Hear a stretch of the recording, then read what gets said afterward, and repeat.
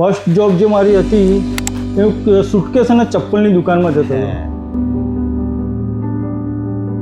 ત્યાં મને મહિનાના 100 રૂપિયા હાલતા હતા ખાલી. મહિને 100 રૂપિયા? મહિને 100 રૂપિયા. કે તમે ક્યાંક શરૂ કરી 100 રૂપિયાથી નોકરીને અત્યારે તમે ઘણું સારું અર્ન કરી રહ્યો. ઓપ્પો જોઈન કર્યું મેં 2016માં. પણ તમે કદાચ એવો કોઈ મુમેન્ટ તમારે ટાઈમમાં એવું આવ્યો છે કે જ્યાં તમને એવું લાગ્યું કે આમ બહુ ખરાબ ટાઈમ આવ્યો છે એવું કંઈ?